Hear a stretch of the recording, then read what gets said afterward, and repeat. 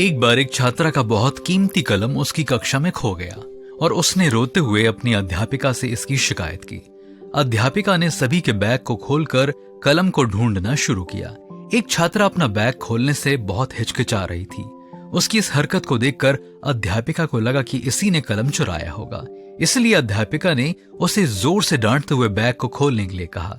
वह छात्रा बहुत ही सहम गई और बैग को जोर से पकड़कर अपनी बाहों में भर लिया। तभी विद्यालय की प्रधानाचार्य वहां आ गई। उन्होंने पूछा कि यहाँ क्या हो रहा है। अध्यापिका ने सारा किस्सा उन्हें बता दिया। बैग को पकड़े हुए उस छात्रा की आंखों में आंसू भरे हुए थे और उसने अपना बैग अपनी बाहों में जोर से पकड़ा हुआ था। प्रधानाचार्य को उसकी ये दशा देखी नहीं गई और उस छात्रा को अपने कमरे में ले गई। वहां उसके बैग को खोलकर उन्होंने देखा तो वह दंग रह गई।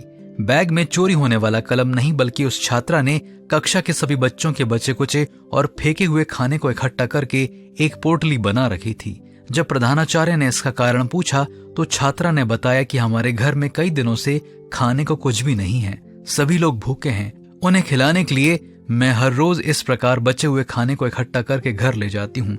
इसके बारे में किसी को कुछ नहीं मालूम। मित्रों, आप लोग घर में जब भी भोजन फेंकें तो जरा इस घटना को याद कर लीजिए कि यह भोजन भूखे लोगों के लिए क्या मायने रखता है। जितना जरूरत हो उतना ही खाना पकाइए। इस संसार में ऐसे कई लोग हैं जिन्हें एक वक्त की रोटी नहीं मिल पाती है, परंतु विवाहों और त्योहारों में लोग इतना अधिक खाना फेंकते हैं जिसकी कोई सीमा नहीं। ये समाज के लिए अभिशाप है। बाइबल में लूका 9, 10 और 17 में हम देखते हैं जहां पर प्रभु यीशु मसीह ने 5 रोटी और 2 मछलियों से 5000 लोगों और उनके परिवार को भरपेट खाना खिलाया और बचे हुए खाने को संभाल कर रखने के लिए कहा। क्या हम भविष्य में इसका ध्यान रखेंगे?